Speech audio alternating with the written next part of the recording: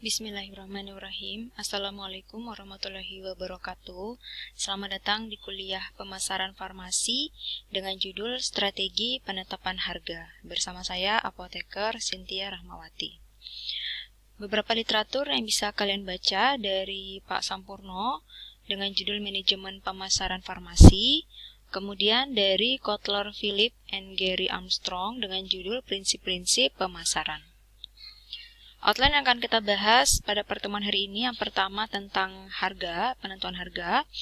Kemudian yang kedua, memahami dan menangkap nilai dari customer atau konsumen. Yang ketiga, strategi penetapan harga. Dan yang keempat adalah penetapan harga produk farmasi. Kita mulai dari definisi harga. Harga dapat didefinisikan secara sempit sebagai jumlah uang yang ditagihkan untuk membayar suatu produk atau jasa. Atau dapat pula didefinisikan lebih luas sebagai jumlah nilai yang ditukarkan konsumen untuk keuntungan memiliki dan menggunakan produk atau jasa. Harga merupakan salah satu komponen dari marketing mix. Oleh karena itu, keputusan tentang harga harus dikoordinasikan dengan bagian produksi, distribusi, dan promosi, sehingga konsisten dan efektif untuk pelaksanaan seluruh program pemasaran. Dalam produk farmasi, baik untuk OTC maupun obat etikal, yaitu obat keras, komponen biaya promosi memiliki porsi yang terbesar, apalagi pada pasar dengan tingkat persaingan yang tajam. Harga ini merupakan elemen penting dalam marketing mix. Meskipun peranan faktor non-harga makin meningkat pada proses pemasaran modern, harga tetap menjadi elemen penting dalam marketing mix atau bauran pemasaran. Karena harga merupakan satu-satunya elemen dalam bauran pemasaran atau marketing mix yang mendatangkan pendapatan atau penghasilan. Semua elemen lainnya melambangkan biaya. Jadi, bedakan antara biaya, revenue, dan harga. Ya. Harga juga merupakan salah satu elemen yang paling fleksibel dalam bauran pemasaran. Karena bisa berubah-ubah nilainya. Ya. Tidak seperti fitur produk dan komitmen saluran, harga dapat dinaikkan atau diturunkan dengan cepat. Kemudian bagaimana tantangan dalam penetapan harga? Tantangan penetapan harga adalah menemukan harga yang memungkinkan perusahaan mendapatkan laba yang wajar dengan cara dibayar untuk nilai pelanggan yang diciptakannya. Di negara-negara berkembang, harga masih merupakan faktor utama yang mempengaruhi pemilihan produk oleh pembeli karena pendapatan per kapitanya masih rendah. Jadi, harga itu masih sensitif pada negara-negara berkembang. Kemudian, bagaimana problem dalam penetapan harga? Banyak perusahaan yang kurang baik dalam menangani penetapan harga. Biasanya berupa keputusan penetapan harga dan persaingan harga merupakan problem utama bagi banyak eksekutif pemasaran. Problem penetapan harga juga sering timbul karena yang pertama, manajer terlalu cepat untuk menurunkan harga, atau harga terlalu berorientasi pada biaya daripada nilai pelanggan yang diciptakan. Atau harga tidak selaras dengan bauran pemasaran lainnya atau marketing mix lainnya. Kemudian tidak mengantisipasi dinamika dalam pasar dan tidak memiliki variasi harga yang memadai untuk diferensiasi produk maupun segmen pasar tertentu. Kemudian bagaimana persepsi nilai dari pelanggan? Penetapan harga yang baik dimulai dengan memahami keseluruhan nilai suatu produk dan jasa yang diciptakan bagi pelanggan dan menetapkan harga yang dapat menangkap nilai tersebut. Artinya, harganya itu sesuai dengan nilai atau value dari produk yang ditawarkan. Persepsi pelanggan dari nilai produk menetapkan batas atas dari harga. Bila pelanggan merasa bahwa harga lebih besar daripada nilai produk atau manfaat yang dia rasakan, mereka tidak akan membelinya. Penetapan harga berdasarkan nilai menggunakan persepsi nilai dari pembeli, bukan dari biaya penjual atau biaya yang dibutuhkan untuk produksi dari produk tersebut. Ini merupakan sebagai kunci dari penetapan harga. Perusahaan dapat mengejar salah satu dari dua jenis penetapan harga berdasarkan nilai, yaitu penetapan harga berdasarkan nilai yang baik, termasuk menawarkan kombinasi yang tepat dari kualitas dan layanan yang baik pada harga yang wajar. Harga murah setiap hari atau EDLP adalah contoh dari strategi ini. Penetapan harga berdasarkan nilai tambah mencakup penggunaan fitur dan layanan untuk mendiferensiasikan tawaran perusahaan dan mendukung pengenaan harga yang lebih tinggi. Kemudian bagaimana biaya perusahaan dan biaya produk? Harga yang ditetapkan oleh perusahaan akan berada di antara tingkat harga yang terlalu tinggi untuk menciptakan sebuah permintaan dan tingkat harga yang terlalu rendah untuk menciptakan laba. Persepsi pelanggan tentang nilai menetapkan batas atas harga, sedangkan biaya perusahaan dan produk menetapkan batas bawah dari harga, ya, karena ketika kita memproduksi suatu produk atau menghasilkan suatu produk, kan kita membutuhkan biaya untuk memproduksi produk tersebut sampai dia menjadi suatu produk, ya, entah itu biaya produksi, biaya promosi dan sebagainya. Maka biaya itu, ya, kalau kita ingin mendapatkan laba atau keuntungan, maka harga yang kita tetapkan tentunya harus ada di atas total biaya yang sudah kita habiskan untuk memproduksi produk tersebut.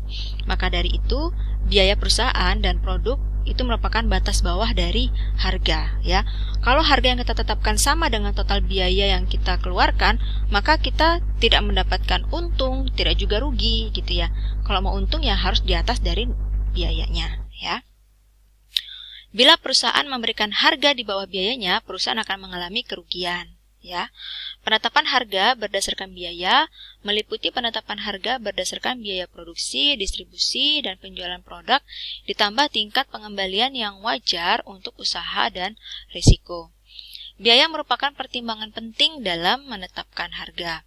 Namun, penetapan harga berdasarkan biaya cenderung digerakkan oleh produk dan bukannya digerakkan oleh pelanggan. Perusahaan mendesain apa yang menurutnya merupakan produk yang bagus dan menetapkan harga yang dapat menutupi biaya tersebut dengan suatu margin keuntungan, ya. Margin atau keuntungan biasanya bisa berupa persen, misalkan keuntungan yang diinginkan, atau marginnya misalkan 10% atau 20% dan seterusnya. Bila ternyata harga terlalu tinggi, perusahaan harus berkompromi untuk markup yang lebih rendah atau penjualan yang lebih rendah tentunya. Keduanya menghasilkan laba yang mengecewakan. Perusahaan harus mengawasi biayanya dengan cermat, ya. Bila biaya perusahaannya lebih besar daripada biaya pesaing untuk memproduksi dan menjual suatu produk, apalagi jika produknya itu merupakan produk yang tujuannya atau khasiatnya sama, maka perusahaan harus mengenakan harga yang lebih tinggi atau mendapatkan laba lebih sedikit sehingga menyebabkan kerugian kompetitif karena harganya menjadi tidak bersaing, ya, dengan perusahaan lainnya. Biaya total adalah jumlah dari biaya tetap atau fixed cost dan biaya variabel atau variable cost untuk setiap tingkat produksi. Manajemen ingin mengenakan biaya yang setidaknya sanggup untuk menutupi biaya total pada suatu tingkat produksi tertentu, ya. Kalau ingin margin, kalau ingin laba, maka harus di atas biaya harganya. Untuk menetapkan harga secara bijaksana, manajemen juga perlu mengetahui bagaimana biaya mereka bervariasi pada tingkat produksi yang berbeda dan akumulasi pengalaman produksinya.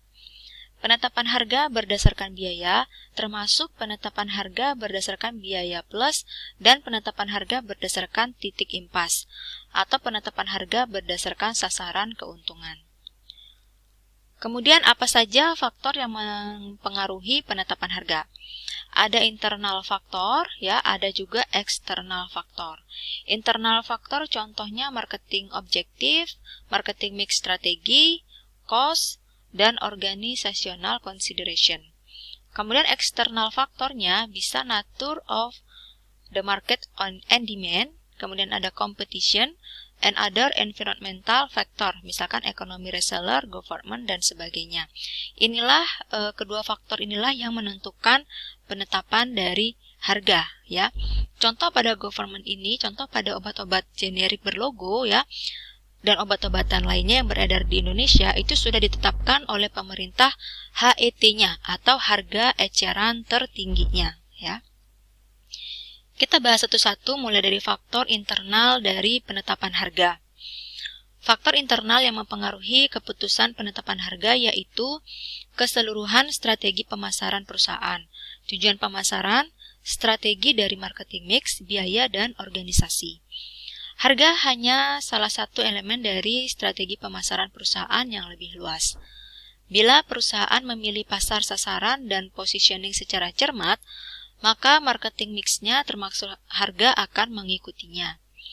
Beberapa perusahaan memposisikan produk mereka terhadap harga dan kemudian menyesuaikan keputusan marketing mix lain terhadap harga yang ingin mereka kenakan. Perusahaan lain tidak menekankan harga dan menggunakan marketing mix lain untuk menciptakan posisi non-harga mereka. Tujuan penetapan harga pada umumnya termasuk untuk bertahan hidup, ya, supaya tidak gulung tikar. Kemudian maksimalisasi keuntungan saat ini, kepemimpinan pangsa pasar, atau mempertahankan pelanggan dan membangun hubungan dengan pelanggan. Ya, ini akan kita bahas nanti satu-satu, ya. Keputusan harga harus dikoordinasikan dengan desain produk, distribusi, dan keputusan promosi untuk membentuk program pemasaran yang konsisten dan efektif. Ya, jadi keputusan harga itu berpengaruh dengan manajemen-manajemen lainnya, ya. Terakhir, untuk mengkoordinasikan tujuan dan keputusan penetapan harga, manajemen harus memutuskan siapa dalam organisasi yang bertanggung jawab dalam menetapkan harga. Kemudian ada faktor eksternal dari penetapan harga. Faktor eksternal dalam pertimbangan penetapan harga yaitu kondisi alamiah pasar dan permintaan atau demand, strategi dan harga dari pesaing, dan faktor lingkungan seperti ekonomi, kebutuhan penyalur atau distribusi, dan tindakan dari pemerintah. Contohnya pada penetapan harga eceran tertinggi tadi, ya. Kebebasan penetapan harga oleh penjual bervariasi untuk setiap jenis pasar. Pada akhirnya, pelanggan memutuskan apakah perusahaan telah menetapkan harga dengan benar. Pelanggan menimbang antara harga terhadap nilai anggapan untuk menggunakan produk. Bila harga melebihi jumlah nilai, pelanggan tidak akan membelinya karena merasa tidak sebanding dengan yang didapat, harga dengan yang didapatkan. Sehingga perusahaan harus memahami konsep seperti kurva permintaan atau hubungan harga dengan permintaan dan elastisitas harga atau sensitivitas konsumen terhadap harga, ya, terutama pada konsumen-konsumen yang sensitif terhadap harga, ya, harga rendah, harga yang murah dengan harga yang mahal, ya. Kemudian juga mengenai hubungan harga dengan permintaan, ya, ini berlaku hukum demand, ya, supply and demand, ya. Jika permintaan suatu produk itu tinggi tapi persediaannya terbatas, maka harganya bisa menjadi naik, ya, harga produk itu bisa naik. Sebaliknya, apabila persediaannya banyak atau persediaannya melimpah, tapi permintaannya menurun atau rendah, maka harga dari produk tersebut juga bisa turun, ya. Contoh gampangnya adalah sembako, ya. Harga cabai misalkan yang harganya bisa berubah-ubah, ya. Ketika menjelang lebaran, ya, tentunya permintaan cabai itu meningkat di pasaran. Tetapi jika stoknya terbatas, maka harga cabai itu akan naik, akan menjadi mahal, ya. Sebaliknya, jika para petani itu punya stok panen cabai melimpah, tapi permintaan di pasar itu sedang-sedang saja atau biasa-biasa saja atau mungkin mengalami penurunan, maka harga cabai bisa mengalami penurunan, gitu ya. Maka supaya seimbang, ya, harga itu bisa stabil, maka antara demand atau permintaan dengan stoknya atau supply-nya itu juga harus seimbang. Konsumen juga membandingkan harga suatu produk dengan harga produk pesaingnya. Sebuah perusahaan harus mempelajari nilai pelanggan dan harga dari tawaran pesaing. Ya, kita harus tahu apa sih yang diinginkan atau harapan dari konsumen, dan juga kita harus tahu harga dari produk dari pesaing kita. Kemudian bagaimana dengan pricing strategi? Mengingat bahwa harga mempunyai peran yang sangat penting pada revenue atau pendapatan dari perusahaan, maka sebelum menetapkan harga mesti menetapkan terlebih dahulu strategi produk tersebut. Beberapa contoh strategi perusahaan antara lain, yang pertama adalah survival. Jika menghadapi berbagai masalah, termasuk kelebihan kapasitas dan persaingan yang berat, maka perusahaan dapat mengutamakan survival atau bertahan daripada profit atau keuntungan. Contoh dengan menetapkan harga yang rendah untuk menaikkan permintaan atau memberikan potongan harga. Kemudian maksimasi keuntungan saat ini, lebih mengutamakan tujuan pengumpulan keuntungan jangka pendek dibandingkan kinerja perusahaan jangka panjang untuk memperbaiki cash flow atau arus kas dan return of investment. Kemudian maksimasi market share. Harapannya dengan memperoleh pasar yang besar dapat menetapkan harga yang relatif rendah karena dapat menekan biaya secara signifikan sehingga dapat diperoleh keuntungan jangka panjang. Kemudian yang keempat, pemimpin dari kualitas produk. Konsekuensinya menetapkan harga jual yang relatif mahal karena biaya R&D yang besar untuk menghasilkan produk yang berkualitas. Contohnya produk PT Pfizer yang relatif harganya lebih mahal dibandingkan dengan perusahaan farmasi lainnya karena memiliki R&D yang modern dengan biaya yang sangat mahal. Kemudian pertimbangan utama dalam penetapan harga, ya.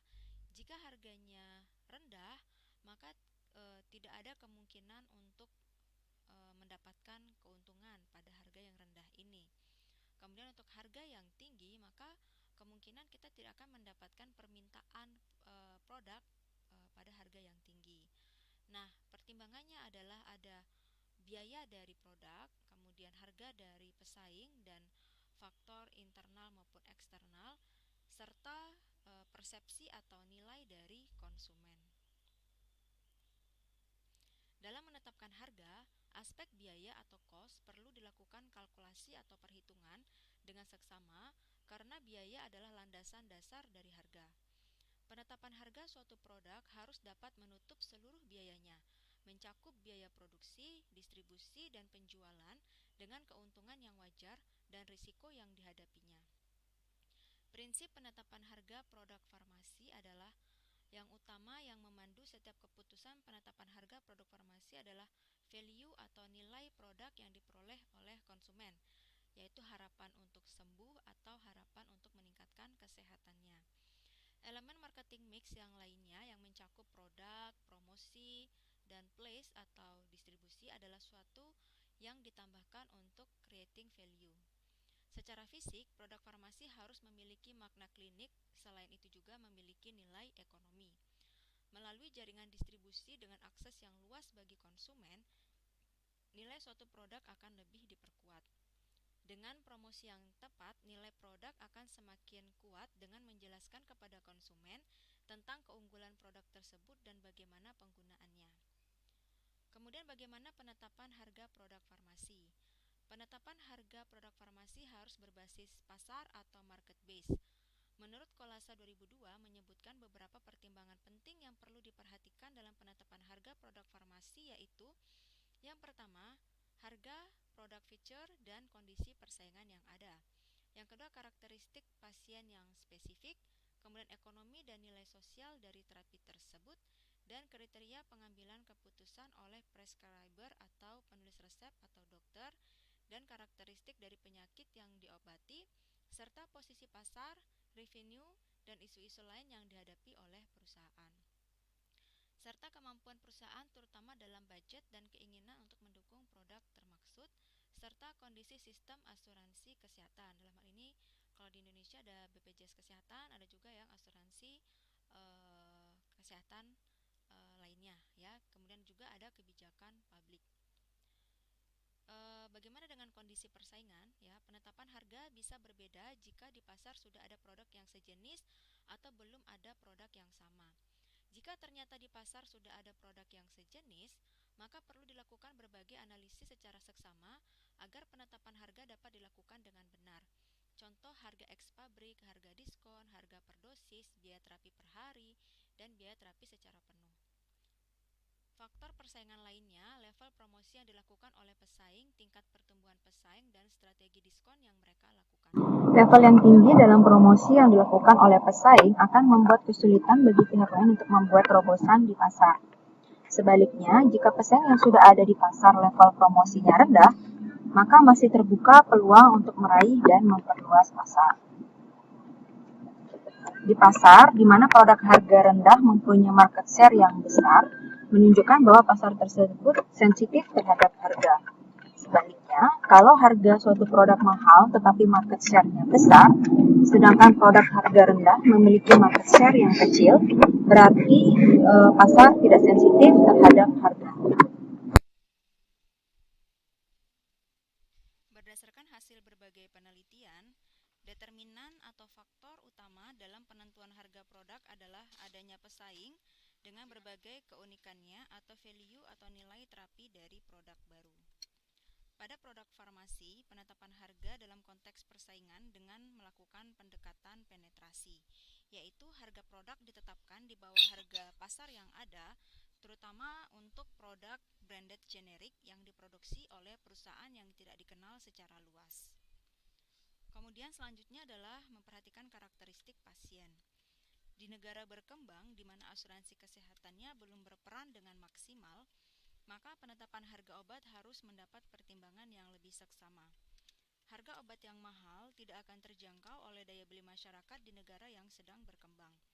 Selain itu, perlu pula diperhatikan adanya kecenderungan populasi umur tua yang semakin besar, yaitu berimplikasi terhadap belanja obat karena semakin berusia tua, maka akan semakin banyak untuk berbelanja obat.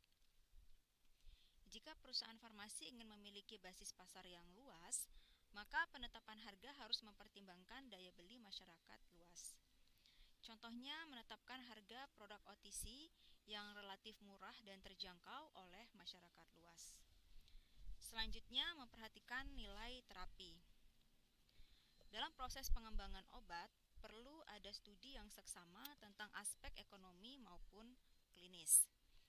Studi atau kajian aspek ekonomi menjadi sangat penting untuk mengetahui secara jelas gambaran tentang profil finansial terkait dengan pengobatan penyakit tersebut. Ini dapat dilakukan dengan studi farmakoekonomi, ya, baik itu cost minimization analysis maupun cost effectiveness analysis maupun cost utility analysis dan cost benefit analysis. Ya, jadi kita melakukan studi untuk mengetahui dengan dari 2 atau 3 obat yang berbeda, ya, mana di antara 2 atau 3 lebih obat tersebut yang memberikan efektivitas yang tinggi dengan harga yang paling efisien. Idealnya, obat baru yang akan diluncurkan mampu mengurangi biaya pengobatan dari obat-obatan yang selama ini sudah ada di pasaran. Jika produk baru mempunyai keunggulan klinis atau quality of life yang signifikan lebih baik dibandingkan dengan obat yang sudah ada, maka harga produk tersebut dapat ditetapkan lebih tinggi relevan dengan keunggulan yang dimilikinya. Ini merupakan gambaran dari strategi harga dengan mutu yang ditawarkan, ya. Jika kualitasnya tinggi, maka harganya bisa tinggi. Ini disebut dengan premium strategi. Jika kualitas produknya rendah, harganya tinggi, maka ini disebut dengan overcharging. Kemudian jika kualitasnya tinggi menawarkan harga yang rendah, disebut dengan good value strategi. Kemudian jika kualitas rendah dan harga yang ditawarkan pun rendah, maka disebut dengan ekonomi strategi.